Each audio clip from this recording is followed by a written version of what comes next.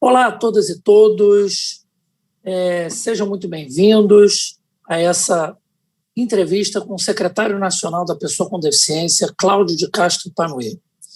Em nome da Associação Nacional dos Advogados Públicos Federais, ANAF, e de sua Comissão de Diversidade, eu, Luiz Cláudio Freitas, tenho o prazer aqui de conduzir, juntamente com a doutora Daniela Carvalho.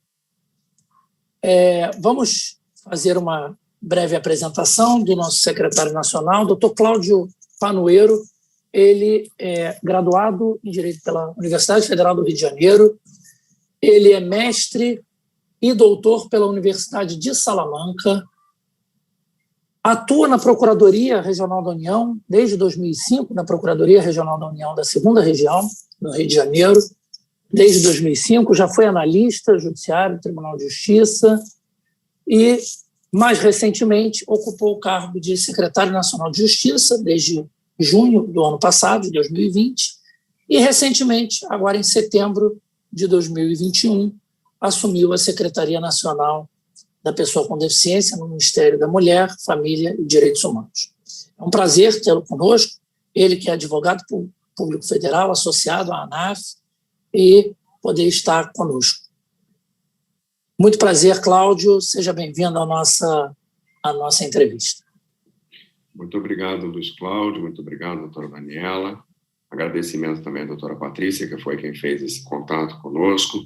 É uma excelente oportunidade para todos nós podermos discutir a temática da pessoa com deficiência num espaço tão importante como esse. Antes de eu passar para a doutora Daniela Carvalho, eu queria fazer uma breve audiodescrição. Eu sou um homem branco, uso óculos, sou calvo, tenho 42 anos, estou usando uma blusa de manga longa azul e um blazer preto. Doutora Daniela, seja bem-vinda e faça a sua breve apresentação para que a gente possa conduzir os trabalhos. Olá, pessoal. Estamos aqui hoje representando a Associação dos Advogados Públicos Federais, a ANAF, com muita alegria e muita honra em entrevistar o secretário da Secretaria Nacional da Pessoa com Deficiência, o doutor Cláudio Panoeiro. Sou procuradora federal, atualmente eu atuo junto ao Cefet, a escola técnica, conhecida como a Grande Escola Técnica do Rio de Janeiro, e também associada da ANAF. Sou também professora de Direito Administrativo e mestre em Direito pela Unirio. E a minha pesquisa, uma das razões por eu ter sido convidada, eu sou pesquisadora de políticas públicas da pessoa com deficiência. Então, para mim, é uma honra imensa, assim, imensurável. É uma alegria e um privilégio ter sido convidada. E eu vou fazer também a minha audiodescrição. Eu sou uma mulher branca, de cabelo claro, castanho claro. Eu estou de camisa preta, com bolinhas brancas, eu uso óculos. Atrás de mim tem uma parede branca, com um nicho preto com livros e 2 pequenos nichos amarelos, um com livros e outro com um vasinho de flores. E é isso, espero que todos gostem, que seja muito proveitoso para todos nós. Devolvo agora a palavra ao doutor Luiz Cláudio para iniciar a nossa tão aguardada entrevista. Só fazendo um registro que essa entrevista ela estará na TV ANAF, no YouTube, ative o sininho para ser notificado, e também nas plataformas de streaming do Spotify, que você pode seguir a ANAF no Spotify ou favoritar no Deezer. Bom, como acho que é importante eu também falar, eu, como advogado público federal, integro a carreira de procurador do Banco Central, atuo na Procuradoria Regional do Banco Central no Rio de Janeiro, sou substituto do subprocurador regional, de consultoria, uma atuação na consultoria, sou bacharel em Direito pela Unirio, Universidade Federal do Estado do Rio de Janeiro, e especialista em Direito Público. É importante registrar que nós estamos falando aqui, eu tenho uma deficiência visual, tenho baixa visão, enquanto pessoa com deficiência, enquanto estudiosos do tema, e é uma honra representar a Comissão de Diversidade da ANAF e também trazer os cumprimentos do nosso presidente, Vladimir Rocha, para você que está nos assistindo, para você que está nos ouvindo no podcast. E vamos iniciar, então. A primeira pergunta que eu trago para o secretário nacional é em relação ao artigo 2º da Lei Brasileira de Inclusão, também conhecida como Estatuto da Pessoa com Deficiência. A Lei 13.146, de 2015, ela modifica o paradigma, né? Quer dizer, ela disciplina essa temática que já veio na Convenção sobre os Direitos da Pessoa com Deficiência, com o status de emenda à Constituição, mas ela traz para o plano legal essa mudança do paradigma médico para o modelo social de deficiência. Então, deixa-se de fazer a avaliação estritamente médica, com base na Classificação Internacional de Doenças, e busca-se uma avaliação biopsicossocial por meio de uma equipe multiprofissional, interdisciplinar, que vai levar em consideração outros fatores, como impedimentos das funções e estruturas do corpo, fatores socioambientais, psicológicos, restrições de participação na sociedade, enfim, uma mudança bastante importante nisso. Então, era interessante ouvir do secretário quais são os caminhos dessa regulamentação, como anda essa regulamentação, que é determinada lá no parágrafo 2º do artigo 2º da LBI, que é uma temática tão esperada pela sociedade, que vai impactar mais de 30 políticas públicas, e é importante a gente ouvir e entender um pouco os caminhos dessa regulamentação. Doutor Luiz Cláudio, doutora Daniela, de novo, é uma grande satisfação para mim estar participando dessa entrevista, dessa conversa. Começo pela minha própria audiodescrição. Eu sou um homem moreno, de 48 anos, tenho cabelos castanhos escuros, já com alguns fios brancos, sou cego, fiquei cego, deixei de ler aos 10 anos de idade e comecei a usar bengala aos 17. Tive toda a minha formação universitária, seja na graduação, mestrado e doutorado, feita já como pessoa cega. E por que eu começo por esse ponto? Justamente pelo final da fala do Dr. Luiz Cláudio. A avaliação biopsicossocial interfere diretamente em políticas públicas. E já dando um número com o qual o Ministério da Mulher, Família e Direitos Humanos trabalhou, apenas no âmbito federal foram relacionadas 35 políticas públicas que serão diretamente afetadas pela mudança do critério. Retrocedo um pouco no tempo. Como o Dr. Luiz Cláudio bem colocou, antes da Convenção Internacional dos Direitos da Pessoa com Deficiência, a avaliação do que era uma pessoa com deficiência, ela se dava fundamentalmente por um critério médico, basicamente pela Classificação Internacional de Doenças, CID. Então, se levava em conta um padrão que se tomava da pessoa não deficiente, considerada, entre aspas, normal, e tudo aquilo que destoava desse modelo era, então, caracterizado como pessoa com deficiência. Não se levava, portanto, em consideração qualquer outro fator psicológico ou social para a caracterização da deficiência. A Convenção rompe com esse paradigma e propõe um modelo novo, uma avaliação biopsicossocial, ou seja, que leva em conta as 3 variáveis. Para que isso se tornasse verdade, desde muitos anos, já foi criado um grupo de trabalho através de um decreto do presidente da República, o decreto 10.415, onde foram estabelecidos 3 eixos fundamentais para a construção do modelo de avaliação biopsicossocial. Propriamente para a construção do modelo. O segundo, para avaliar os impactos orçamentários da adoção desse modelo. E o terceiro, um grupo de normas para saber qual o impacto disso sobre a ordem jurídica brasileira. Esse grupo trabalhou arduamente, ao final foram apresentadas as propostas e no dia 30 de setembro desse ano, finalmente se chegou ao resultado final desse trabalho. Ou seja, temos uma proposta, e eu chamo de proposta por uma razão jurídica muito importante. Nós já temos sido demandados na Secretaria Nacional dos Direitos da Pessoa com Deficiência para que apresentemos esse modelo à sociedade, mas como ele ainda é uma proposta, apesar de ser o fruto do trabalho de um GTI, de um grupo de trabalho interministerial, será encaminhado ao presidente da República, que deve referendar essa decisão através de um decreto. Então, havia a possibilidade, na construção desse modelo, de se optar por dois caminhos. Um caminho que seria um caminho um pouco mais conservador, que permitiria ao Estado se adaptar a essa mudança de paradigma, de sair do modelo biomédico para o modelo biopsicossocial, e um modelo um pouco mais arrojado, vamos dizer assim, que talvez pudesse nos causar problemas na implementação da política. Então, se optou, nesse primeiro momento, por um modelo um pouco mais conservador, mas que leva em conta, na identificação do que é uma pessoa com deficiência, justamente os 3 critérios.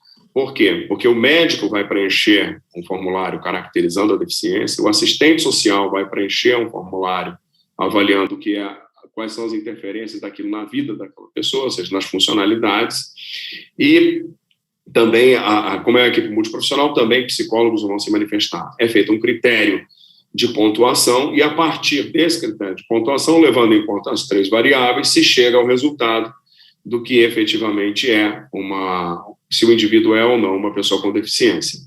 A par dessa classificação, ou seja, a par da identificação de que ele é uma pessoa com deficiência, existem também as políticas públicas próprias que ele poderá desfrutar enquanto pessoa com deficiência, que podem estabelecer requisitos próprios da política e que, então, serão levados em conta já como forma de desfrutar o exercício desse direito. Para concluir, em que momento estamos? Terminamos, então, o grupo de trabalho com a proposta que já foi encaminhada à ministra da Mulher, Família e Direitos Humanos, no último dia 14 de outubro.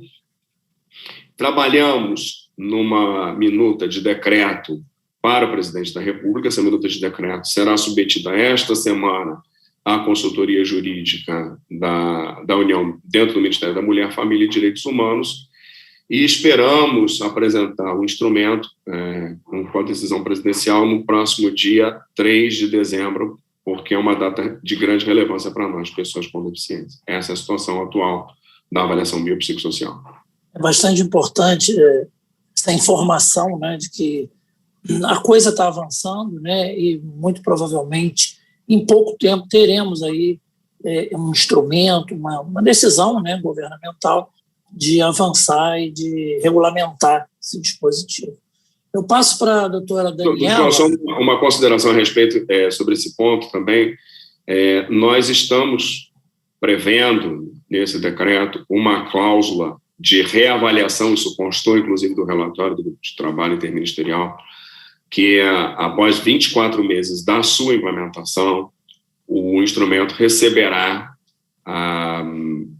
ele será reavaliado para que possa se optar ou por seguir com o modelo que foi adotado ou por avançar para um modelo que possa ser proposto a partir dos resultados. E mais, também ficou previsto, nessa minuta consta essa informação, de que, periodicamente, salvo engano, são 3 meses, esses dados que vêm da avaliação biopsicossocial são encaminhados para um comitê gestor, que tem, além dos representantes do governo, a representação também da sociedade civil, onde esses dados são avaliados trimestralmente, e a partir deles, justamente, ao final de 24 meses, portanto, ao final de 8 avaliações, se pode, então, fazer o juízo crítico a respeito da política para decidir se ela deve permanecer como está ou se carece de novo desenho. Perfeito. Bom, vou passar para a doutora Daniela para fazer a próxima indagação.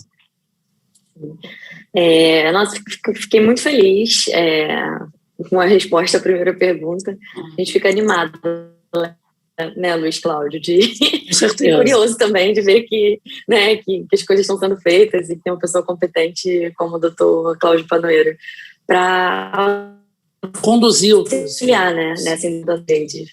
Sim. Porque quando eu estudei política pública, eu lembro que eu procurei um mestrado sobre isso, né? Assim que eu passei no concurso da AGU, da PGF, era falando, vocês vão para políticas públicas, todo mundo sabia dar um exemplo de uma política pública, mas ninguém sabia me definir direito, né? Caramba, o que é, né, a política pública que todo mundo, para mim, era como cabeça de bacalhau. A gente sabe que existe, a gente imagina, né, como é, mas definir, né, mas colocar no papel esses requisitos ou caracterizar uma ação governamental como uma política pública, né, deveria ser algo mais simples. Eu descobri que não é, né, tem doutrina para tudo quanto é lado, todo tipo de metodologia, não tem consenso sobre o que deveria ser ou não, mas uma definição que muito me agrada, que é brasileira, né, do Leonardo Seck, é de que a política pública é uma implementação de um direito. Eu acho ela simples e eficaz, né? Então, assim, a gente olha para a LBI e vê tantos direitos, né? E aí, de que forma a gente vai materializar isso, né? E aí a gente viu nessa resposta os instrumentos materializadores, né? Assim, a gente está vendo, descobrindo, né? Desvendando, desvendando isso, como a política pública ali está se fazendo presente, né? Isso foi bem bacana. Um tópico que eu gostaria de levantar é o capacitismo e o anticapacitismo, também relacionado às políticas públicas. Em que sentido? Né? A gente tem como tópico central do nosso debate aqui hoje, da nossa discussão, as políticas públicas voltadas às pessoas com deficiência. Mas eu acredito que também haja uma necessidade de conscientização geral para que as pessoas com deficiência tenham acesso a toda sorte de política pública, né? E que a inclusão ela deva necessariamente ser anticapacitista, né? Então, eu queria saber do secretário se existe alguma perspectiva de, não sei, de cartilhas em escolas ou de debate mesmo, de políticas públicas educacionais, né, ensinando as pessoas, inclusive ao funcionalismo público, né, que todos os espaços devem ser espaços acessíveis às pessoas com deficiência, né. Eu conversei com o Luiz Cláudio, né, as outras lives que eu faço, eu costumo falar do meu irmão. O meu irmão é pessoa com deficiência, o André. Ele tem 31 anos, ele tem deficiência intelectual, deficiência física e motor, e ele também tem autismo, num grau em que ele precisa de muito suporte. Ele é não verbal, ele não fala, enfim. Aí ontem eu comentei com o Luiz Cláudio esse episódio, que quando a gente era criança, ele caiu uma vez na piscina, machucou o pezinho, e a gente foi correndo para o hospital, né? Provavelmente ele teria que engessar e tal. E chegamos no hospital, que era um hospital caro da minha cidade, um hospital chique, a gente tinha um bom plano de saúde, e eu lembro de um enfermeiro vir falar assim: o que ele está fazendo aqui? Aqui não é hospital para ele. Como se a pessoa com deficiência intelectual só pudesse buscar um acesso médico que tivesse a ver com a deficiência dele. Ele precisava, naquele momento, de uma emergência ortopédica, né? E ele deveria ter esse acesso. Então, eu acho que é importante esse papel conscientizador, né, da população e dos prestadores de serviço público em geral, de que todos os espaços são espaços para a pessoa com deficiência, né? E eu gostaria de opinar sobre esse tópico. Doutora Daniela, para começar a resposta, eu só vou reforçar 2 pontos. O primeiro, o fato de que essa secretaria, por sorte, por providência divina, talvez, ela está dentro do Ministério da Família, da Mulher, Família e dos Direitos Humanos. Isso tem um sentido muito próprio, porque, e aí é o segundo ponto, eu particularmente considero que quando nós falamos de direito das pessoas com deficiência, na realidade, nós falamos do a mais, porque os direitos são exatamente os mesmos que as outras pessoas têm. Tenho direito ao transporte, eu tenho direito à educação, eu tenho direito à saúde, os mesmos. Talvez eu precise de algumas adaptações para exercê-los, mas os direitos são exatamente os mesmos.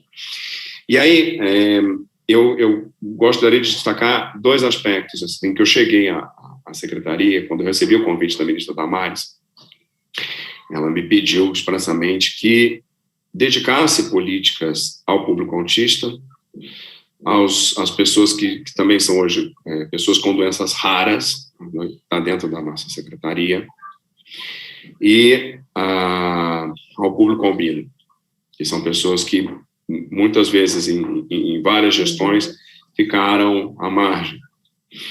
E o que nós temos feito a respeito disso? Bom, quanto à capacitação, a ministra Damares tem uma preocupação muito grande em relação a uma região específica do Brasil, chamada Ilha de Marajó, um arquipélago que contém 16 municípios e que tem, segundo os dados que nós temos do IBGE, o pior IDH do Brasil. Então, se fez um projeto com vários ministérios para tentar identificar quais são as debilidades dessa região e como é que poderíamos fazer para superar. Nesse sentido, foi feita uma parceria com a Universidade Federal do Pará, e a Universidade Federal do Pará já identificou, já está entregando agora um primeiro relatório a respeito das principais dificuldades encontradas para a efetivação de direitos de pessoas com deficiência no arquipélago do Marajó. E numa segunda etapa, e aí entra na resposta da pergunta da senhora, é a questão justamente do enfrentamento da questão do ponto de vista atitudinal, para que o nosso espectador tenha compreensão. O que é o capacitismo e por que eu falo de atitudinal? O capacitismo, ele é uma forma de enxergar a sociedade. Ela parte do princípio de que existe uma estrutura padrão, um modelo padrão de ser humano, que ele não tem qualquer tipo de deficiência, não tem qualquer tipo de limitação, e esse é o homem referência. E tudo aquilo que destoa desse modelo é considerado como não capaz, e aí ele deve ser contemplado a partir de políticas assistenciais, ele se coloca quase que numa condição de inferioridade enquanto ser humano, como se fosse um ser humano de segunda classe. Nessa visão, as pessoas com deficiência, seja ela qual for, elas estão enquadradas justamente nessa, vamos chamar de subser humano, né, para efeitos didáticos. O que se propõe, a partir das políticas públicas, que a doutora Daniela mostrou como tão cara, que é justamente promover, reconhecer essa equiparação, de que essa diferença não existe. Esse conceito de homem referência a homem perfeito, ele não existe, justamente porque a sociedade é feita de pessoas heterogêneas. Então, nós temos não só as pessoas não deficientes, temos também as pessoas deficientes, temos os brasileiros, temos os estrangeiros, enfim. Na essência, todos somos seres humanos. E aí, isso implica, do ponto de vista das políticas públicas, encontrar meios para garantir que essas pessoas, consideradas, então, pessoas com deficiência, possam estar em igualdade de condições com as outras. Vários aspectos interferem para isso. São políticas que nós vamos tratar mais adiante, mas de tecnologias assistivas, de política de cuidados e, sobretudo, a questão atitudinal. No caso do Marajó, e ele é apenas um exemplo do que pode ser uma política pública nacional, a segunda etapa contempla justamente capacitar os profissionais dos diferentes serviços públicos dos 16 municípios do arquipélago para que entendam como lidar com as pessoas com deficiência. Leia-se, lidar da mesma maneira que lidariam com qualquer pessoa. Nós não somos, e eu me coloco aí como cego, nós não somos nenhum tipo de produto raro para receber manual de instrução de como usar a gente. Então, a ideia é justamente de conscientizar de que eles têm os mesmos direitos, frequentam os mesmos lugares e que os lugares precisam, às vezes, de pequenas adaptações e de mudanças de comportamento, do tipo, quando vai conversar com uma pessoa cega, não precisa se dirigir ao seu acompanhante, pode falar com ele que ele entende perfeitamente. Quando vai conversar com uma pessoa surda, converse, pode falar através do intérprete, sabe que existe a figura do intérprete. Quando vai tratar com uma pessoa autista, e aí eu entro na questão das políticas voltadas para o autismo, trate também de uma maneira com uma linguagem que ela possa entender. E aí nós produzimos, a respeito do autismo especificamente, produzimos recentemente um material, uma cartilha que eu gostaria, inclusive, de deixar à disposição da ANAF, voltada especificamente para a maneira como, a linguagem como a pessoa que tem o espectro autista, ela pode perfeitamente interagir com qualquer outra pessoa e conversar e levar uma vida absolutamente livre de qualquer barreira, restrição ou impedimento. Essa mesma regra em relação ao capacitismo, no dia 25 de outubro, se comemora o Dia de Luta das pessoas, de luta contra o preconceito e contra pessoas com nanismo, que também é um público que muitas vezes foi relegado a segundo plano, que pouco se fala a respeito do nanismo, das adaptações, das dificuldades. Nós também produzimos um material justamente para divulgar, para esclarecer, para que as pessoas, para que seja levado para dentro das escolas e para que as novas gerações já consigam entender que todos aqueles fazem parte da nossa sociedade. Então, como combatemos o capacitismo? através, fundamentalmente, da informação. E é a partir de eventos como esse, de hoje, onde nós temos a oportunidade de trazer um pouco das ações do governo voltada para a capacitação de servidores públicos e dos diferentes serviços públicos. E termino. Também realizamos agora, inauguramos com a Universidade Federal do Maranhão, um curso para atendimento nas delegacias de polícia civil.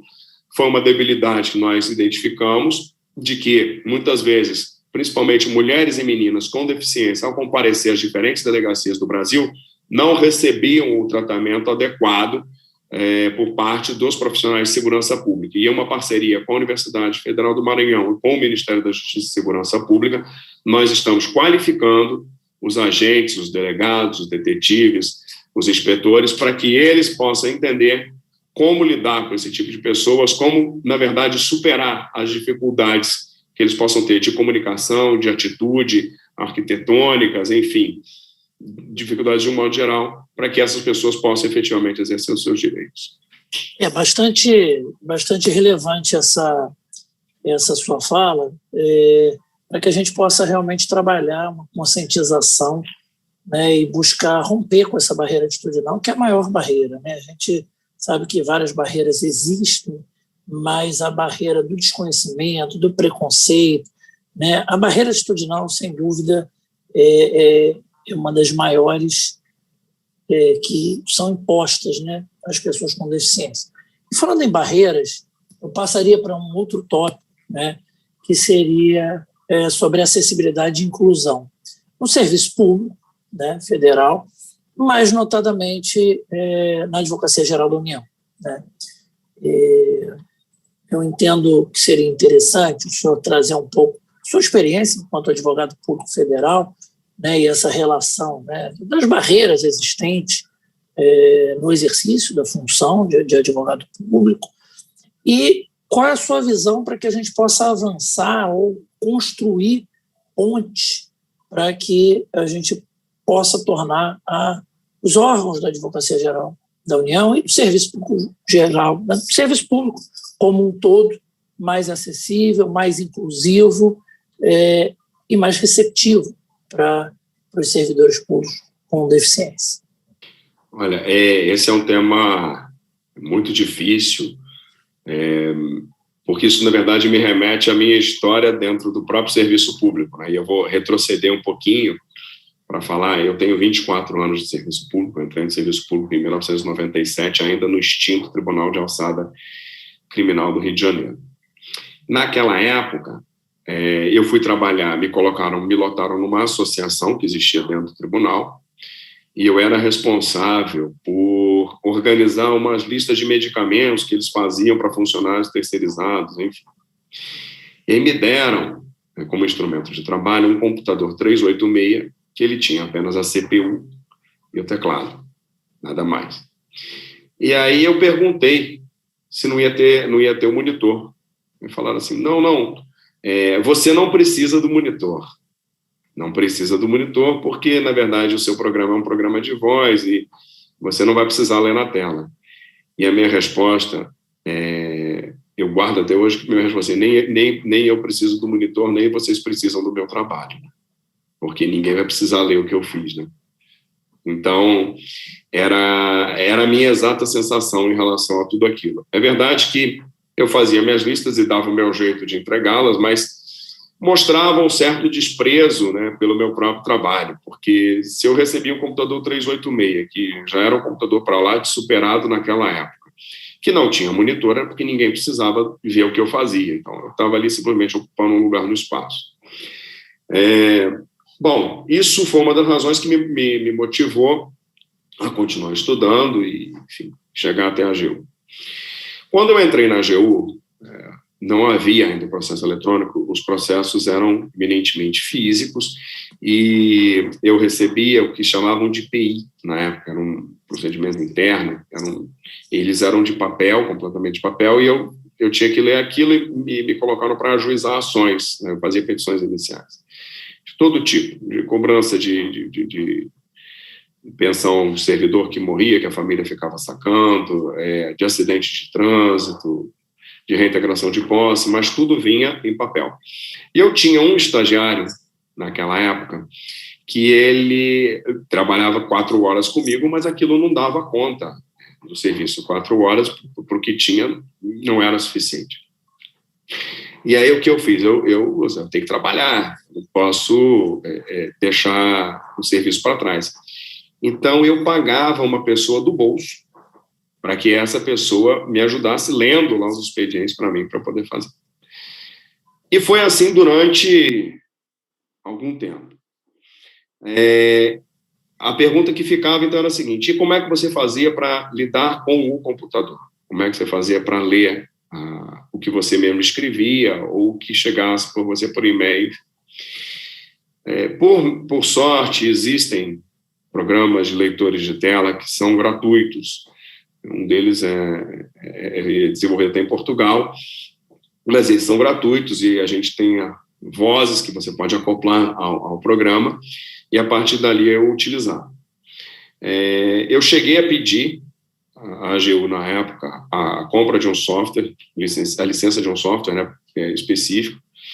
Isso até me foi prometido na gestão, mas por alguma razão não se fez o investimento. Então, toda a parte de equipamento, nesses 16 anos de AGU, sempre foi custeada, a parte de tecnologia assistiva sempre foi custeada por mim e por outras pessoas que também trabalham na AGU e que têm algum tipo de deficiência, pelo menos a parte da deficiência visual que eu conheço. Usam seus próprios recursos, quem tem baixa visão usa a sua própria lupa, pode haver um caso ou outro em que tenha conseguido, mas a regra é que cada um tem que se virar para encontrar o seu meio de trabalho. Quando vem o processo eletrônico, nós ficamos muito animados porque acreditávamos que com o processo eletrônico, aqueles problemas antigos dos PIs e dos processos de papel já deixaria de existir, eu já não precisaria mais ter que pagar do bolso ninguém para me ajudar a ler os processos. E isso começa fundamentalmente aí no Rio, acho que por volta de 2011, os processos começam a ser eletrônicos, mas nós tivemos uma percepção de uma dificuldade em relação ao processo eletrônico. Primeiro, que se tentou reproduzir no processo eletrônico a mesma realidade do processo de papel. Então, alguns processos, por exemplo, eles migraram do modelo físico para o modelo eletrônico, como? Digitalizando esses processos. E a resolução que se digitalizou, ela não é boa. Ela, muitas vezes, por uma questão de espaço, se usa uma resolução mais baixa, fora o fato de que muitos desses documentos são digitalizados em formato imagem, ou seja, ele é uma foto de um documento de papel. Nós questionamos, na época, eu fiz uma representação ao Ministério Público Federal, pedindo que interviesse nessas questões para justamente pegar o processo de virtualização no comércio, que ele já nascesse num formato acessível, mas não tivemos êxito. Essa questão foi arquivada dentro do Ministério Público Federal à época, alegando o seguinte, de que o mercado, já ali na segunda década do século XXI, oferecia o reconhecimento óptico de caracteres, que é o OCR, e que com esses OCRs isso poderia ser facilmente superado. Não era verdade, porque, como eu disse ao princípio, quando a resolução é muito baixa e o OCR, o documento é submetido ao OCR, ele não reconhece esse documento. Bom, a questão permanece assim, o processo, de um modo geral, ele é lível, para usar uma expressão aqui, talvez um neologismo, ele é lível, mas em alguns momentos ele tem bastante dificuldade, justamente por quê? Por essa conversão do papel para o digital e que essa conversão se dá com uma resolução ruim. A par disso, há uma questão cultural. Muitas vezes, o que se fazia administrativamente na AGU? Se gerava um ofício, uma resolução, uma circular, uma portaria em formato eletrônico, ela nasce no computador, ela era impressa e assinada fisicamente e escaneada em formato imagem e devolvida para que todos os membros tivessem conhecimento desse documento.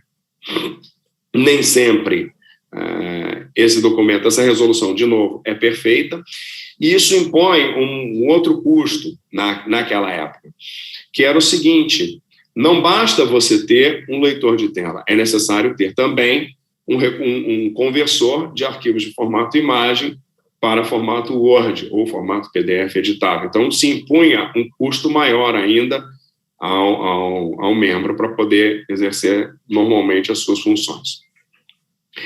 Felizmente, com as novas gerações, principalmente da Microsoft, que é uma parceira da AGU já há alguns anos, já existe hoje a possibilidade, o Office oferece essa possibilidade da conversão de arquivos PDF em arquivos Word, e isso facilita a leitura de tela.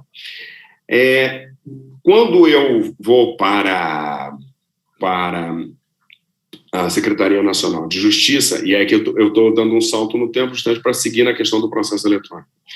Nós tivemos, logo em setembro de 2020, tivemos a oportunidade de conversar com os responsáveis pela questão da acessibilidade no Conselho Nacional de Justiça. E advertimos para essa dificuldade em relação à produção de documentos e a questão do acesso aos sites. Em relação à questão dos documentos, a parte de tudo isso que eu disse, o que eu tive a oportunidade de ponderar foi o seguinte, que não via sentido que um documento que nascesse digital, com assinatura digital, ele fosse impresso para ser escaneado e revertido novamente para dentro do computador. Achava isso pouco inteligente por parte da administração, fosse ela qual fosse, e que negava a própria validade da assinatura digital. O CNJ entendeu a nossa queixa e avançou nesse ponto para estabelecer uma mudança, e não é fácil conseguir aqui, eu deixo um depoimento de quem viveu esse processo por dentro. Nós levamos praticamente um ano, mas o CNJ se convenceu e fez uma resolução obrigando os tribunais a deixar todas as suas páginas acessíveis e o aproveitamento também desses documentos que já nascem em formato eletrônico, que eles não tenham mais que passar pelo processo físico para retornar a qualquer processo expediente. Falando dos sites, essa é uma dificuldade que nós, no exercício da atividade, percebemos. Por quê? Para resolver o problema dos robôs, que acessam as páginas dos tribunais, muitas vezes dos órgãos públicos também, se criou essa figura do CAPTCHA, que são aqueles caracteres que eles perguntam antes de você conseguir ingressar na página, quantos caracteres são letras, quantos caracteres são imagens, quantos são números, e muitas vezes os leitores de tela não conseguem identificar essas figuras e impedem praticamente o acesso, fazendo com que, no caso das pessoas cegas, elas dependam de uma pessoa que enxerga para poder só, então, superar a barreira do CAPT e acessar o conteúdo que ele tem interesse. Quando eu saí de lá, isso ainda era uma discussão, é uma discussão que eu acho que tem que ser trazida à tona, porque não só afeta o advogado público, como também o advogado privado. Por fim, em relação à questão do processo, eu brinco quando as pessoas conversam comigo a respeito de processos acessíveis, que o meu sonho era o dia que o processo eletrônico fosse exatamente como é um e-book, onde você teria lá o sumário, com os links de acesso a cada parte do processo, então o link lá, petição inicial, link contestação, link réplica, link provas, enfim, depoimento de testemunhas, sentenças, enfim, recursos, e você vai clicando, abre exatamente a página que você quer e com a mesma resolução de um e-book, né, que pode ser adquirido nas diferentes plataformas que existem hoje. Sei que não é fácil, isso implica um gasto muito grande, mas acho que todos, de um modo geral, ganhariam com a questão da acessibilidade. Para terminar, efetivamente, a questão do exercício da atividade enquanto advogado. Eu me lembro que, justamente pelo fato de ser responsável por ajuizar muitas ações, muitas vezes a União precisa da liminar, né, para algumas medidas, principalmente a reintegração de postos, isso acontecia muito, e também no caso da improbidade, ou para a indisponibilidade de bem, ou para aquela medida cautelar, preparatória, que nós fazíamos do afastamento do sigilo bancário.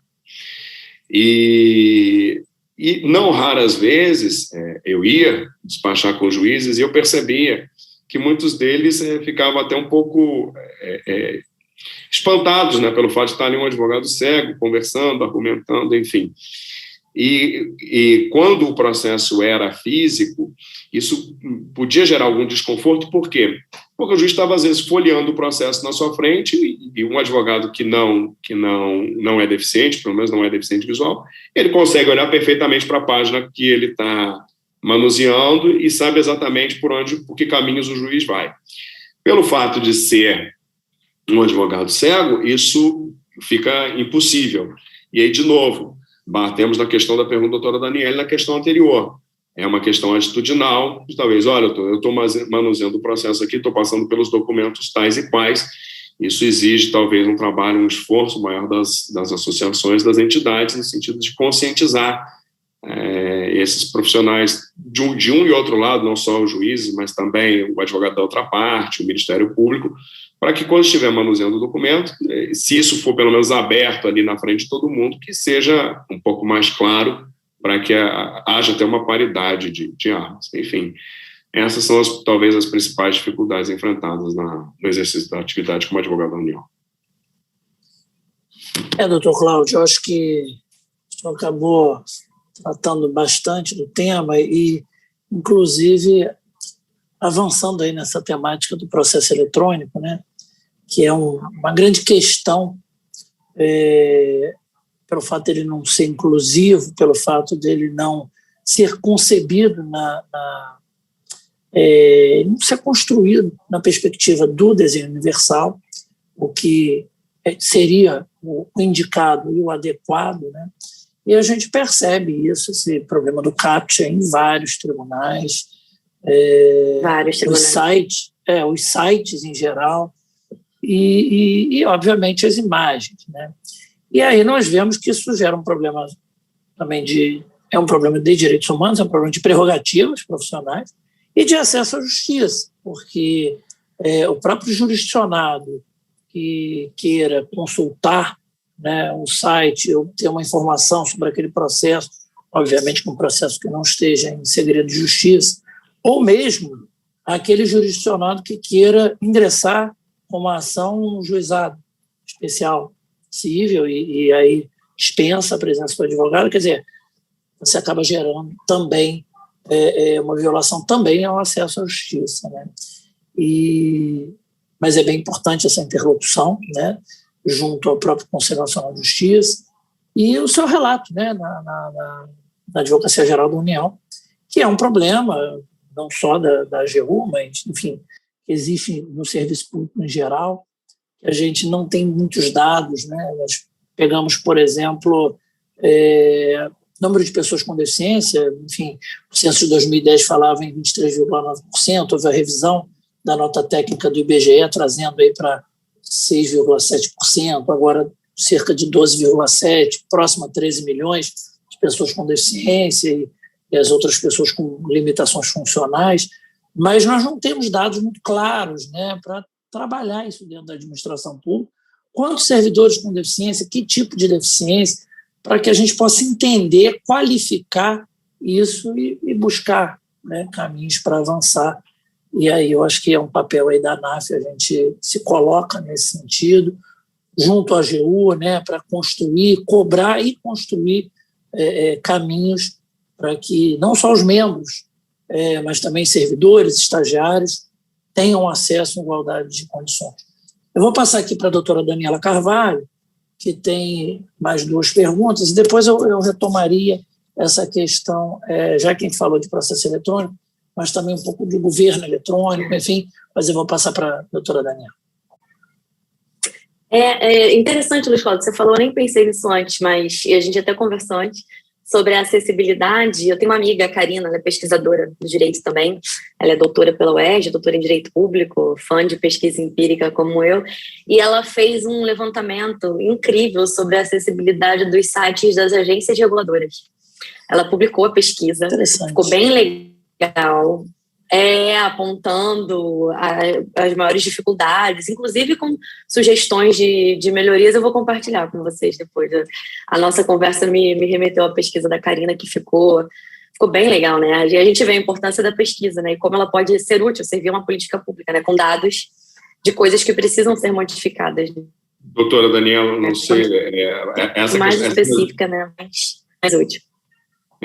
Sobre essa questão da pesquisa... Oi? Pode falar. Não, sobre essa questão da pesquisa, nós, quando fizemos a proposta para o CNJ de uma resolução regulamentando a questão da obrigatória acessibilidade das páginas dos tribunais, eu devo dar o devido crédito aqui, nós fomos provocados por um movimento, ele não está institucionalizado como uma entidade ainda, chamado Rede Acessibilidade. Ele começa em São Paulo, e o que nós fizemos? Nós levantamos a questão da acessibilidade em todos os sites dos tribunais, todos os tribunais brasileiros. Tribunal Regional Eleitoral, inclusive, da Justiça Militar. Nossa, excelente. Mas melhor do que isso, nós fizemos isso não pelo nosso olhar, não pelo nosso ponto de vista, quanto governo. Nós fizemos isso consultando a própria comunidade das pessoas com deficiência visual. Nós entramos em grupos de WhatsApp, entramos em comunidades formadas por deficientes visuais que eram usuários dos diferentes tribunais brasileiros e criamos um formulário no Google Forms para que eles preenchessem aquilo ali respondendo a determinadas perguntas que eles ajudaram, inclusive, a construir. E, a partir desse dado, existe uma ferramenta chamada ASIS, que ela mede o grau de acessibilidade nos tribunais. Também submetemos todas as páginas à ferramenta ASIS e ela dá os resultados ali de tantos %, a dar o percentual de acessibilidade. E foi com base em todos esses estudos, quer dizer, foi um estudo bastante empírico, leva em conta dados da realidade, que nós levamos ao CNJ e que o CNJ construiu. Acho relevantíssima. Eu costumo dizer que assim, a efetivação de um direito passa, em primeiro lugar, pela construção de um marco normativo. Nós todos que somos advogados, na essência, sabemos disso. Então, a construção desse marco normativo, ele não surge de ideias abstratas, surge a partir de dados concretos. Excelente. Muito legal. O doutor Cláudio falou aqui, eu vou dar o crédito também. A pesquisa foi feita pelo Laboratório de Direito e Regulatório da UERJ, o UERJ-REG, dentro da linha de pesquisa de Direito Público, mestrado e doutorado, né? A coordenação desses professores, meus amigos, a Karina Castro e o Zé Vicente Mendonça. E ficou bem bacana, eu vou dividir com vocês. Eu super animada vendo a pesquisa empírica sendo utilizada, né, para servir no bem público, assim. Zé Vicente Mendonça, que inclusive é procurador do Estado, e eu tive a oportunidade de estudar com ele por vários anos no São Bento, né? Ele foi aluno do São Bento próprio. A gente foi da mesma turma de São Bento, por vários anos. Voltando aqui, falando em pesquisa empírica, a minha pesquisa, né, do mestrado foi sobre o CER, né, o Centro Especializado de Reabilitação da Pessoa com Deficiência. E no âmbito do lugar de onde eu vim, a Baixada Fluminense, né, que é um local considerado de baixo DH, pessoas com baixo rendimento, enfim, um lugar considerado carente, de uma forma geral, né? E eu fiquei feliz, muito feliz com o que eu vi, com o que o CER faz, né? Para quem não conhece a política pública, ela é como se fosse um pequeno laboratório de inclusão, né? Laboratório, eu digo no sentido de pesquisadora, né? Que visa remover barreiras que a pessoa com deficiência possa vir a encontrar na sua vida, barreiras de saúde física, de saúde mental, né, de saúde emocional. E é bem legal, né, o trabalho do CER, tem o CER 4, que conta com as oficinas ortopédicas, né, para quem vive com alguma deficiência física, o CER 2, que cuida muito das pessoas que têm dificuldades visuais, né, auditivas, enfim. E uma das coisas que me deixou preocupada quando eu fiz a pesquisa foi que o CER, ele existe numa portaria. E eu sei que não é do Ministério direto, né, que o doutor Cláudio trabalha, é uma portaria do Ministério da Saúde, mas assim, eu queria ressaltar essa insegurança jurídica, né, a fragilidade que de repente esse estar numa portaria pode representar para uma política pública que representa tanto, né? Tem um SER no interior do Maranhão, numa área considerada área de sertão, que é, assim, exemplar para todo o Brasil, que o trabalho feito lá é muito bacana, né, de terapias ocupacionais, de psicologia, fonoaudiologia. Então, assim, eu gostaria de saber se, apesar de saber que não é direto do ministério ao qual o Dr. Cláudio é vinculado, mas se existe alguma perspectiva, se o senhor saberia dizer, de manutenção do SER, ou enfim, se você até concorda comigo no sentido de ser frágil, estar numa portaria, ou se o doutor acha que não, que existem outras formas, enfim, queria também saber a sua opinião sobre o SER. 2 aspectos a respeito disso. O primeiro é, de fato, o SER ele não faz parte das competências diretas, pelo menos, da Secretaria Nacional dos Direitos da Pessoa com Deficiência. E o segundo, o fato de que a Secretaria Nacional dos Direitos da Pessoa com Deficiência, ela atua muitas vezes através de outros ministérios. Então, o nosso diálogo com outras pastas, ele é muito frequente e até necessário, porque muitas vezes a política pública que alcança a pessoa com deficiência, ela é executada através de outros ministérios. Isso vai ficar, mais para frente nós vamos falar disso, a questão das tecnologias assistivas, e isso vai ficar bem claro quando chegar a esse ponto. O SER, desde a perspectiva da Secretaria da Pessoa com Deficiência, ele é uma realidade, está consolidado em termos de política pública. Uhum. A impressão, pelo menos que eu tenho, vendo de dentro da Secretaria, é de que não há nenhuma pretensão de se alterar isso, de que ele deixe de existir, porque, efetivamente, os seus resultados falam por si só, são animadores. Nós temos uma questão, e aí, para reforçar o que eu estou dizendo e afastar, talvez, qualquer preocupação da senhora. Nós temos sido demandados, muitas vezes, pelo Tribunal de Contas da União, quando desenhamos qualquer política pública, eles perguntam se nós temos estudos, dados, base empírica para justificar a criação de determinada política. O que eu percebo, assim, desses anos todos, desde que eu entrei na AGU até agora, assim, 16 anos depois, é que as políticas públicas elas têm sido construídas muito em cima de dados concretos, e o TCU tem sido muito atento a tudo isso. Então, muitas vezes, quando nós temos houve um programa chamado Viver Sem Limites, que talvez os senhores conheçam, voltado a diferentes ações para pessoas com deficiência, e um dos questionamentos que o Tribunal de Contas fez em relação a esse programa, muitas vezes, foi: muito bem, se criou a política pública, mas qual a base empírica para se criar essa política pública? Para qual a base empírica para levar a construção de um equipamento em determinado lugar? E isso são acórdãos que muitas vezes surgem como recomendações e terminam com imposições. Uhum. O SER está justamente no lado oposto de tudo isso. Ele tem uma gama de dados muito grande, de resultados muito importantes, então, de modo que eu acho muito difícil que ele seja descontinuado. Agora, a questão de estar numa portaria muitas vezes gera, sim, a insegurança para o administrado, e isso está efetivamente nas nossas preocupações de levar essa questão ao Ministério da Saúde, para que isso seja realmente, talvez, normatizado através de um decreto.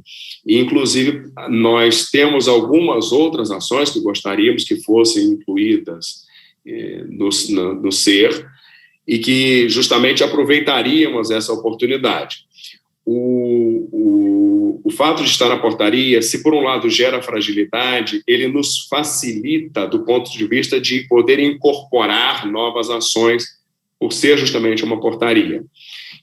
Estar num decreto, se por um lado gera mais segurança, para conseguir aprovar um decreto dentro do Poder Executivo e incluir outros públicos nas atividades do SER, isso também já é mais difícil. Então, é justamente esse balanço entre as duas realidades, entre garantir o que está e introduzir o que não está, que nos leva, muitas vezes, a refletir. Mas, sim, está nas nossas preocupações de que isso possa, talvez, um dia se tornar, e estabeleceremos o diálogo com o Ministério da Saúde para que se mude o instrumento, talvez isso seja incorporado como um decreto.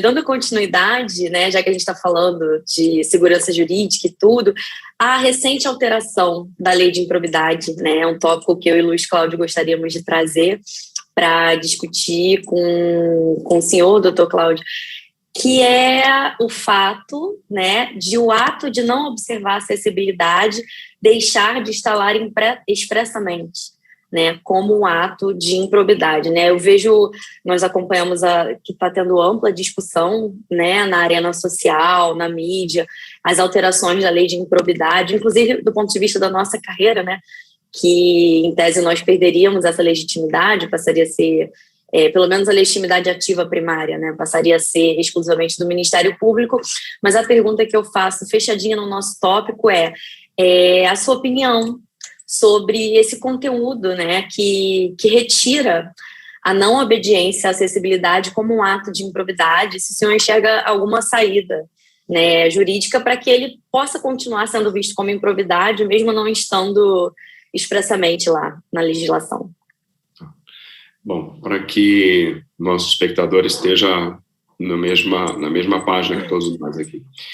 A violação do dever de acessibilidade foi introduzida como hipótese de improbidade administrativa pela Lei 13.146, a Lei Brasileira de Inclusão, especificamente como hipótese de violação de princípio no artigo 11 da Lei de Improbidade Administrativa. Com essa alteração proposta pelo projeto de lei 2505, isso deixará de ser uma hipótese expressa de improbidade administrativa. Bom, a grande pergunta que todo segmento tem feito é se, a partir deste momento, o fato de não dar mais acessibilidade não será mais considerado improbidade administrativa. A minha opinião, e aí me valendo dos meus pouco mais de 10 anos trabalhando com improbidade administrativa dentro da AGU, é de que essa hipótese persiste por uma característica do próprio artigo 11. Embora a redação nova coloque lá as seguintes para tentar fechar a improbidade apenas para um rol taxativo no artigo 11, e, portanto, a violação do dever de acessibilidade ficaria de fora, eu entendo que o artigo 11, por ser improbidade por violação de princípios, ele colhe o seu fundamento de validade diretamente da Constituição e, particularmente, do princípio da impessoalidade. Me explico. Quando o gestor público deixa de dar acessibilidade a determinadas ações, por exemplo, a sua página onde são publicados os seus atos, os seus gastos, as suas viagens, quando ele deixa de fazer isso, de dar essa acessibilidade, seja, para pegar 2 exemplos, para que não permite o acesso a pessoas cegas ou com baixa visão, porque usa recursos que não são compatíveis com essas deficiências, ou deixa de dar acesso porque não divulga em língua brasileira de sinais, e aí deixa de contemplar as pessoas surdas, ele viola frontalmente o princípio da impessoalidade, porque ele escolhe, dentre a comunidade de brasileiros, aqueles que ele quer beneficiar, ou seja, os ouvintes e os videntes, excluindo os demais.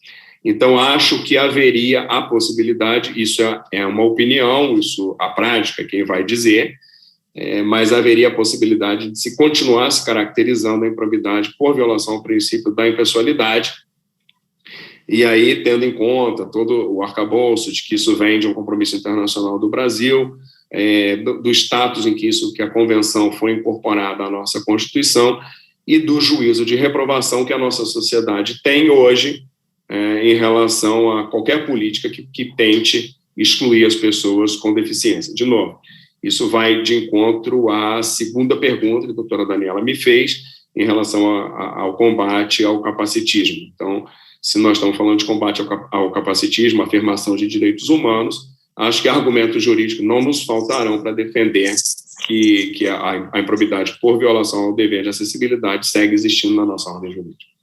Doutor Cláudio, inclusive, quando o senhor fala da violação da impessoalidade, né, e como foi bem mencionado, a Convenção, né, sobre os Direitos da Pessoa com Deficiência, que tem status de emenda constitucional, inclusive elenca a acessibilidade como um princípio norteador, né?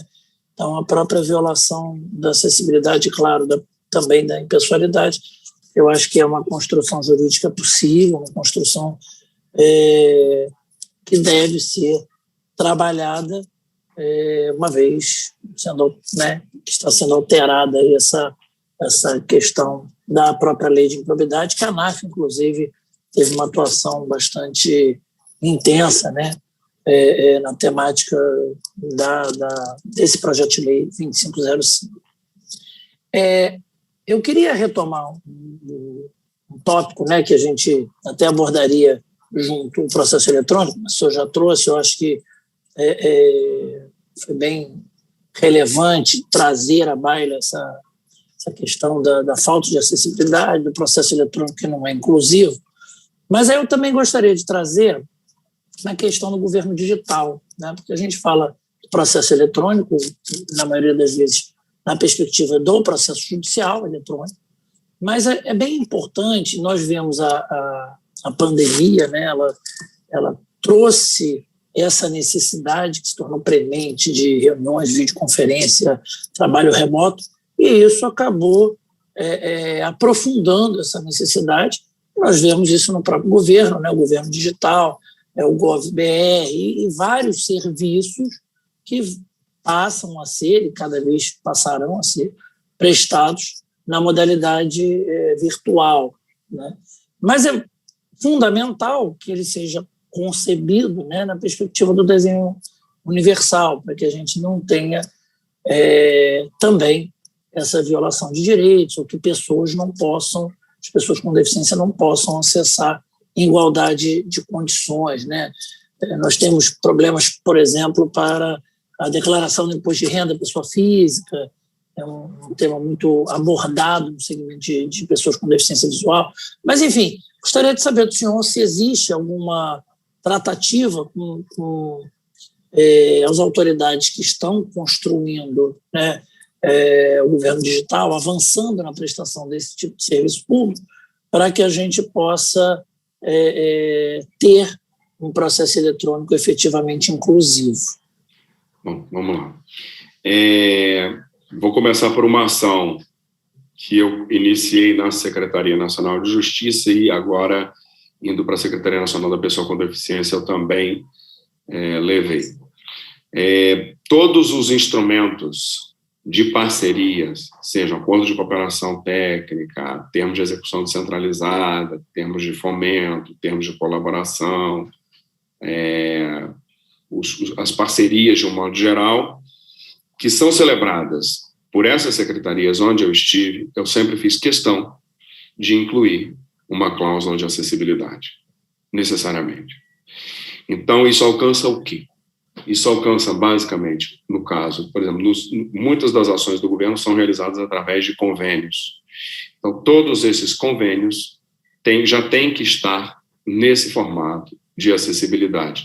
Então, no caso nosso, de pessoas cegas ou com baixa visão, é simplesmente inconcebível que um instrumento de convênio e todos os decorrentes dele, ou seja, as notas de empenho, os empenhos, as liquidações de despesas, as prestações de contas, as execuções propriamente ditas, nada poderá estar em formato não acessível. Isso vendo a coisa do ponto de vista micro. Acho que deixei para trás na Secretaria Nacional de Justiça esse legado, e esta semana, inclusive, que nós tivemos a oportunidade de fazer alguns aditamentos a instrumentos que foram, por questões da pandemia, tiveram seu objeto atrasado, não foi cumprido dentro do prazo, então tiveram que atrasar, pediram dilação de prazo. Nos aditamentos, embora os instrumentos originais não tivessem a cláusula de acessibilidade, fiz questão de colocar a questão da cláusula de acessibilidade, porque entendo que isso tem que partir do gestor em primeiro lugar. Agora, vendo isso como uma realidade de Estado, nós temos um contato muito grande com a Secretaria do Governo Digital, antes comandado pelo Dr. Luiz Felipe, agora o Dr. Fernando, e temos levado para eles, sim, essa preocupação da necessidade de que qualquer desenvolvimento que se faça no governo, em termos de modificações, como a questão do imposto de renda, um exemplo típico, mas também, voltando ao início da nossa conversa, lá na avaliação biopsicossocial, eu disse que seriam em torno de 35 políticas federais que seriam impactadas diretamente pela avaliação biopsicossocial, é preciso que todas essas políticas estejam também, e isso foi advertido à Secretaria de Governo Digital, que todas elas estejam já num formato acessível, porque não adianta nós falarmos de avaliação biopsicossocial, de criar um novo modelo, se na hora de efetivar o direito isso não é acessível por uma dificuldade da ferramenta. Então, isso tem sido levado. A par disso, a Secretaria exerce, pelo fato de estar num ministério que tem um viés social muito forte, ela tem um contato muito próximo com prefeitos, com vereadores que nos procuram semanalmente para conversar a respeito de políticas voltadas para pessoas com deficiência. E temos, na medida do possível, feito esse trabalho pedagógico da necessidade de que tudo que se produza em termos de política de informação no município também seja em formato acessível, advertindo sempre que qualquer parceria celebrada com a nossa secretaria será obrigatoriamente em formato acessível, porque isso é uma cláusula que eu considero obrigatória, seja por força da convenção ou da LBI, seja por força do que já seria a própria prestação de contas que é necessária lá, por conta do parágrafo único do artigo 1º da Constituição, que diz que todo poder emana do povo. Bom, se emana do povo, então o povo tem que ter conhecimento do que é feito, e nesse povo estão as pessoas com deficiência. Muito bem. Animador, né? Acho que é bem... Animador, né? É muito bom ouvir isso do secretário nacional, essa preocupação, e, enfim, eu me lembro que o Dr. Cláudio comentou aí dessa interlocução com o CNJ, mencionou lá atrás a pesquisa, né, com o grupo de São Paulo que fez, a gente teve a oportunidade de dialogar algumas vezes, enfim, e a gente viu o empenho, né, à época estava na Secretaria Nacional de Justiça para construir, né, caminhos para resolver ou pelo menos mitigar esses problemas de acessibilidade. Eu teria mais duas questões para trazer, e depois, claro, vou abrir para a doutora Daniela fazer as considerações dela e para o próprio doutor Cláudio, né, já depois no encerramento. Mas um tópico que eu gostaria de trazer é a questão relacionada ao Conselho Nacional dos Direitos da Pessoa com Deficiência, que é o órgão em âmbito nacional, né, é o órgão máximo de controle social da política pública da pessoa com deficiência. Nós vimos recentemente a edição do decreto 10.841 e do próprio decreto 10.812, se eu tiver errado no número, depois o secretário pode me corrigir, mas acho que foi o 10.812 e o 10.841, fazendo algumas alterações, né, no marco normativo, né, que é o 10.177, que disciplina aí o Conselho Nacional. E eu gostaria de ouvi-lo sobre o tema CONAD, processo eleitoral, para o adequado funcionamento, né, do Conselho, que nós temos que visualizar o Conselho, né, como um parceiro, como órgão de controle social que está ali para construir em parceria, né, já que ele é um órgão paritário, tem representação governamental, representação da sociedade civil, e é um instrumento, enfim, necessário, relevante, garantido, né, constitucionalmente. E aí a gente percebeu essa recente alteração, né, e gostaria de ouvi-lo também sobre o processo eleitoral, se já há uma perspectiva de prazos, enfim. Gostaria de ouvir o secretário um pouco sobre esse tema. Quando eu cheguei à secretaria, eu encontrei realmente essa situação, essa dificuldade que havia em relação ao CONAD. Houve o vencimento dos mandatos dos representantes da sociedade civil por uma questão, enfim, legal. Eles foram eleitos para 2 anos e o prazo da gestão à frente do Conselho era de 3 anos, então houve um hiato. E no propósito de resolver essa questão, nós, então, tratamos de avançar para a construção do novo normativo, que foi o decreto 10.812, está correto a respeito do número do primeiro decreto.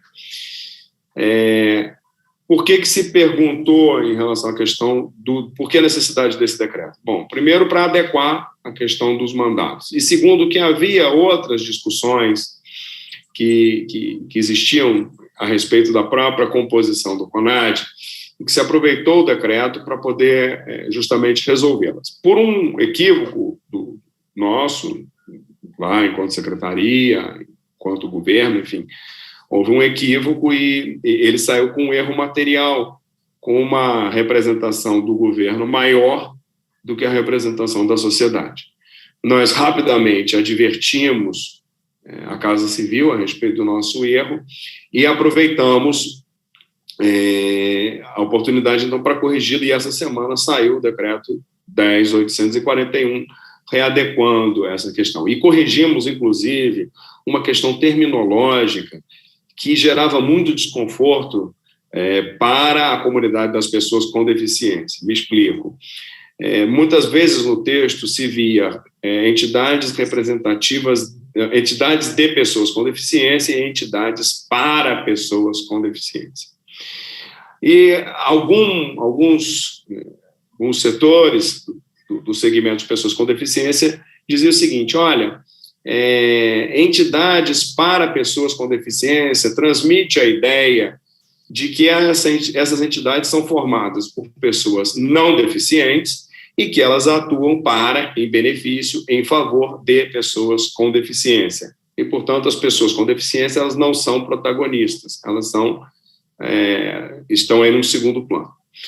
E, por outro lado, quando se dizia entidades de pessoas com deficiência, então você só contemplaria as entidades onde as pessoas com deficiência são protagonistas, deixando de fora aquelas entidades, fundamentalmente aquelas de deficiências intelectuais, onde as pessoas efetivamente não exercem o comando da entidade, mas sim são diretamente interessados nas políticas públicas.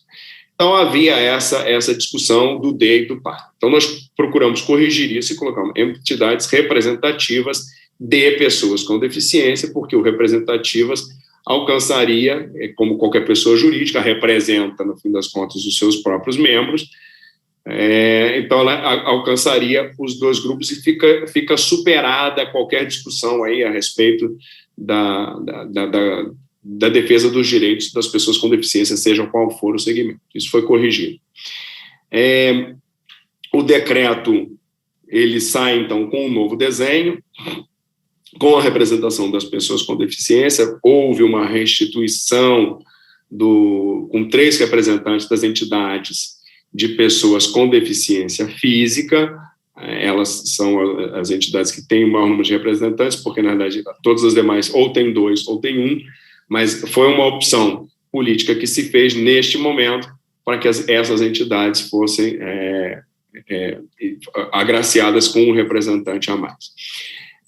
Sobre o processo eleitoral, ao mesmo tempo em que a minuta de decreto foi sendo trabalhada dentro da secretaria para que fosse corrigido o erro material do decreto 10.812, nós também trabalhamos já o edital, porque percebíamos que havia necessidade de que não esperar o decreto sair para só então começar a trabalhar o edital. De maneira que o edital ele já está pronto e ontem nós encaminhamos já o edital para a consultoria jurídica.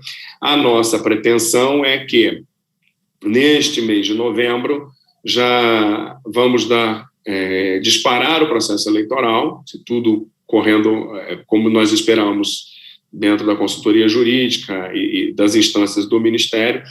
Nós vamos disparar o processo eleitoral com toda aquela fase de habilitação, e aqui também tivemos uma preocupação. Durante a fase de discussão, e aí eu revelo um bastidor para os senhores, durante a fase de discussão, nós imaginamos um processo eleitoral virtual, para que isso fosse mais fácil para as pessoas participar remotamente, isso haveria uma redução de custos também, mas percebemos, de antemão, que a plataforma da qual nós dispunhamos, ela não era acessível para todas as deficiências. E para evitar que houvesse exclusão justamente por uma secretaria que é responsável por garantir direitos das pessoas com deficiência, então optamos por fazer um processo eleitoral presencial. embora toda a fase de habilitação aconteça virtualmente, ou seja, com o encaminhamento de documentos, isso vai acontecer virtualmente, mas a eleição em si, o dia da eleição, acontecerá presencialmente. Eu não vou adiantar aqui as datas, embora eu saiba todas elas de cabeça, inclusive o dia da posse, porque eu dependo efetivamente dos trâmites, eu não quero gerar expectativas, mas o edital sim sairá já agora no mês de novembro, com essa particularidade que a habilitação se dará de maneira eletrônica e a eleição em si acontecerá de maneira presencial, justamente por uma limitação que nós temos em relação às plataformas.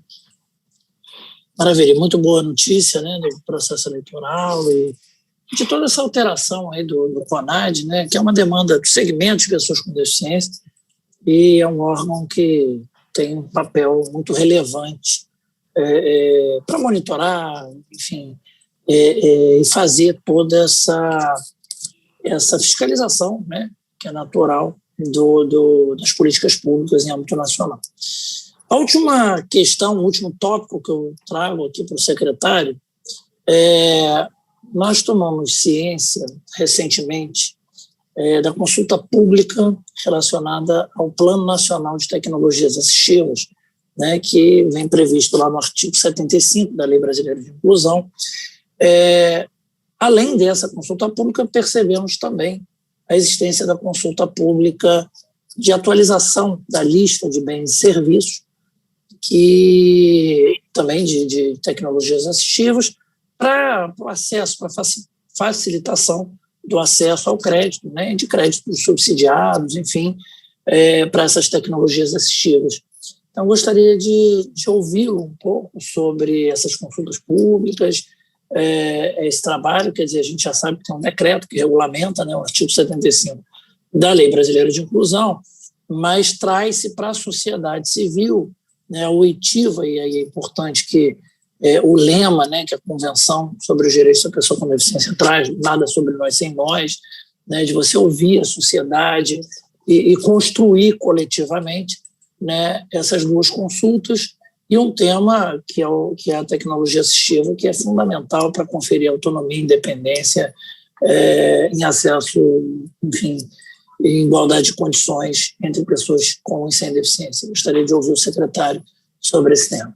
De fato, o artigo 75, ele é um dos artigos mais relevantes da Lei Brasileira de Inclusão. Se fala muito a respeito do artigo 2º, parágrafo 2º da avaliação biopsicossocial, e ela tem o seu valor, mas o artigo 75 ele é muito importante justamente por esse Plano Nacional de Tecnologia Assistiva. Ele permite ao governo estar atento para as novidades, né, que existem na sociedade a respeito de tecnologia assistiva e tentar incorporar essas novidades enquanto políticas públicas. Bom, a consulta de fato está em andamento. Nós esperamos, nós ainda não temos os resultados, porque eles serão contabilizados ao final, mas estão chegando as contribuições a respeito disso. Eu me lembro de uma em específico que me pareceu bastante simples, mas talvez de grande relevância, que é a questão do desenvolvimento dos softwares de leitura de textos, né, no caso para pessoas cegas. Talvez tenha me chamado a atenção pela minha própria condição, mas enfim, nós não temos, tirando talvez um produto, eu não vou citar o nome de fabricante aqui, mas talvez um ou dois produtos que são comercializáveis no mercado e que são de produção nacional. Os nossos leitores de tela, como regra, eles são estrangeiros, são softwares produzidos fora do Brasil, e as vozes, muitas vezes, para quem não tem conhecimento, as vozes de leitores de tela muitas vezes são compradas fora do Brasil. Então, haveria necessidade de se desenvolver um leitor de tela que fosse nacional e, acima de tudo, que ficasse disponível gratuitamente para o usuário daquele leitor de tela e, portanto, para garantir o efetivo funcionamento dessa política pública. Isso não invalida, de maneira alguma, a produção empresarial. As coisas não se excluem. A consulta, nesse sentido, vem chegando. Eu já vi essa contribuição, inclusive, como vocês fazem referência ao decreto, é o decreto 10.094, que ele cria vamos chamar de um comitê, né, formado por vários ministérios, onde está aí a saúde, a educação, a cidadania, a ciência e tecnologia, o Ministério da Mulher, Família e Direitos Humanos, onde essas questões são efetivamente discutidas. Nós levaremos o resultado dessa consulta ao comitê, porque aí talvez nem todas as políticas possam ser implementadas neste primeiro momento, mas qual é a nossa ideia a partir da consulta? Além da contribuição que se dá para a política pública por si mesma, ou seja, daquilo que pode ser implementado de imediato, é a possibilidade, e isso é um aspecto que eu considero de extrema relevância em termos de política pública, de você construir um banco de projetos dentro do governo federal. Outras secretarias no governo já fazem isso, já tem um banco de projetos que fica ali, que quando o gestor, seja ele de que o governo for, ele chega à secretaria, ele já encontra uma série de projetos, de políticas dispostas, e ele pode, então, a partir das suas preferências, daquilo que ele entende que é de mais fácil execução, ou pelas quais tem um carinho especial, ele possa implementar. Então, a consulta ela vai ter um aspecto importante de, trazer para o governo a visão da sociedade a respeito de tecnologias assistivas. 2, propor a implantação de tecnologias assistivas que o governo poderia implantar de imediato. E 3, criar essa cultura de, a partir da consulta, não se perde absolutamente nada. Aquilo que não é implementado de imediato, automaticamente entra no banco de projetos e pode perfeitamente, ao longo dos anos, se tornar uma política pública. Eu tenho uma frase que eu digo desde que eu estive na Secretaria Nacional de Justiça, que eu falo o seguinte: a gente não precisa ter pressa para que tudo seja resolvido na nossa gestão. Muitas vezes a gente tem que ter a compreensão de que plantamos para que as gerações futuras possam colher. Então, a consulta pública vem justamente nesse sentido. Ela está semeando, seja para agora, seja para o futuro. Perfeito. Bom, eu vou passar a palavra para a doutora Daniela, né? Não sei se ela tem mais alguma indagação, pelo adiantado da hora, enfim, né? Mas se ela tem alguma indagação, caso não tenha também, para que ela possa fazer algumas considerações finais sobre o que foi falado, para que depois a gente passe para o secretário. Nossa, eu quero dizer que eu estou muito feliz, né? A gente sabe, né? Falando aqui agora para os colegas que vão nos assistir, para os associados, dentro da advocacia pública, como que é difícil, né? Fazer políticas públicas ou mantê-las. E é um trabalho imenso, né? A gente trabalha com isso, é muito trabalho. E ver uma pessoa com tamanha competência, né, com tanta representatividade como o Dr. Cláudio num cargo tão importante, deixa o nosso coração quentinho, né? De esperança, assim, é bem animador. Estou animada, espero que todo mundo esteja também, né? Sem querer criar muita expectativa sobre você, Cláudio, que eu sei que deve ser, né, uma pressão grande, né, em muitos sentidos, mas assim, fiquei extremamente feliz, feliz porque nós estamos compartilhando informação, porque isso contribui também para que façamos advogados públicos mais conscientes, né, para que quem nos assiste hoje aprendeu bastante sobre capacitismo, sobre condutas que não são adequadas, e, por outro lado, condutas que são, e como é trabalhoso, né, nada eu costumo falar isso para os meus alunos, absolutamente nenhum direito na história da humanidade foi dado, nenhum, todos foram conquistados. Né? De todos os direitos advieram lutas, né? E precederam lutas. E um ponto importante, né, que tanto o Luiz Cláudio falou, quanto o Cláudio falou, né, do nada sobre nós sem nós, de que a pessoa com deficiência ela é protagonista da sua própria luta, né? A gente precisa desconstruir isso, de que os direitos humanos, em geral, são direitos dados, são benesses, né? Não são, eles foram conquistados, né? E a pessoa com deficiência, ela não é coadjuvante nisso, né? Ela é protagonista, haja vista aí a importância das eleições do CONAD, né? De tantos outros temas que nós abordamos aqui hoje. Eu queria encerrar a minha participação com uma frase da Temple Grandin, no livro dela, O Cérebro Autista, né? Me inspirei na última live que eu vi da ANAF, que foi com o senador... qual o nome dele, Luiz Cláudio? Fabiano Contarato. Contarato, isso, que ele encerrou a fala dele com um poema lindo e foi bem legal, né? Eu queria ler essa passagem do livro da Temple Grandin. A Temple, ela é cientista, ela é professora titular do Departamento de Ciência dos Animais da Universidade de Fort Collins, no Colorado, nos Estados Unidos, e ela é autista também, né? E essa frase da Temple eu gosto muito. Ela fala o seguinte: eu não quero que meus pensamentos morram comigo. Eu quero ter feito alguma coisa. Eu não estou interessada em poder ou em pilhas de dinheiro. Eu quero ter deixado algo para trás. Eu quero fazer uma contribuição positiva. Saber que a minha vida terá tido um significado, né? E eu acho que foi nesse sentido que nós nos juntamos hoje para tentar trazer uma informação de qualidade. É um debate que a gente espera que tenha acrescido, né, de alguma forma, a todo mundo que está nos assistindo hoje. Então, eu quero agradecer mais uma vez ao Dr. Cláudio por ter aceitado o nosso convite, ao Luiz Cláudio por ter sido um anfitrião tão bacana, né? A Patrícia Rossato, ao Antônio Carlos Mota Machado, toda a Comissão de Diversidade da ANAF, a nossa equipe técnica também, que está aqui, e para mim, foi mais um grande aprendizado. Eu aprendi mais do que qualquer coisa hoje. Muito obrigada. Daniela, com certeza é um prazer, é uma honra muito grande, né? A gente está aqui, ter o Dr. Cláudio Panoeiro, que é nosso associado na ANAF, advogado público federal, ocupando um cargo relevante de gestão, né? Uma pasta que tem tanto trabalho, tanta coisa para fazer para as pessoas com deficiência, né? Fazer essa interlocução com outros órgãos, né?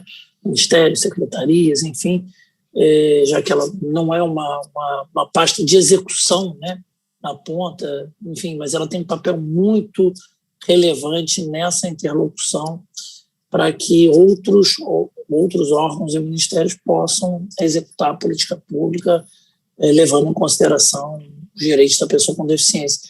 Mas é um papel que a ANAF tem e que nós criamos a Comissão de Diversidade, então debatemos uma série de temas como deficiência, como orientação sexual, questão racial, indígena, enfim, várias questões, né, para buscar realmente o respeito à diversidade. E é papel da nossa associação, e aí dialogando não só com os nossos associados, mas com a sociedade em geral, trazer informação, trazer conhecimento, ouvir um gestor falando sobre as políticas públicas que estão sendo desenvolvidas, que estão sendo construídas, dialogar com a sociedade. Esse papel é nosso papel, enquanto associação, enquanto ANAF, né? Isso é uma pauta nossa. E aí, queria deixar aqui o abraço do nosso presidente, Lademir Rocha, da nossa diretora, Patrícia Rossato, que está à frente aí da nossa comissão, os nossos colegas da Comissão de Diversidade, todos e todos os advogados públicos estão assistindo, e a sociedade em geral, não só nos assistindo na TV ANAF, mas também nos ouvindo aí no podcast, nas plataformas de streaming, tanto do Spotify como do Deezer. Falo novamente que vale a pena nos seguir lá no Spotify, favoritar no Deezer e continuar nos seguindo na TV ANAF. Eu passo para o Dr. Cláudio Panoeiro para as suas considerações finais, sua palavra final para os nossos associados e para todas e todos que estão nos acompanhando. Obrigado, Dr. Cláudio. Na realidade, aqui já despido do secretário e falando como colega mesmo, né, como advogado público. Vou pegar duas passagens da doutora Daniela, que ela colocou. A primeira, quando ela diz que na tarde, no dia de hoje, ela aprendeu bastante com essa conversa. E a segunda, a questão do legado que se deixa, né? Dizer que eu, seja na Secretaria Nacional de Justiça, seja na Secretaria Nacional do Direito da Pessoa com Deficiência, eu aprendo todos os dias. E eu já me convenci de que não vou conseguir chegar a lugar nenhum sabendo nada mais do que ninguém. E não é por falsa humildade, não. É simplesmente por choque de realidade. É enorme.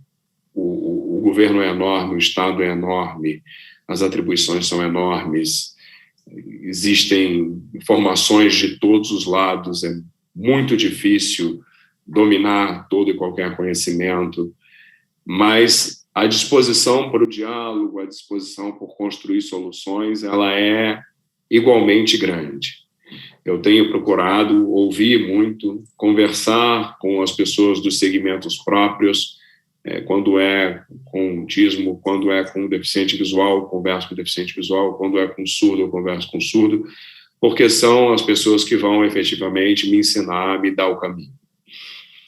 De outro lado, tenho uma preocupação, sim, como advogado público, de evitar, acima de tudo, a judicialização das políticas públicas, para que nós não sejamos surpreendidos na ponta. Eu sempre penso no colega, porque eu estive em procuradoria muitos anos na ponta e sei como as coisas estouram para a gente lá no processo, quando nós somos cobrados, muitas vezes pagando uma conta que não é nossa, e eu tenho essa preocupação, então, de desenhar bem as políticas públicas, de desenhar com base empírica, com base científica, deixando as notas técnicas o mais instruídas possível, para que amanhã, se houver algum questionamento, o colega que está na ponta, que está recebendo aquilo, já receba a informação mais clara, da melhor maneira possível.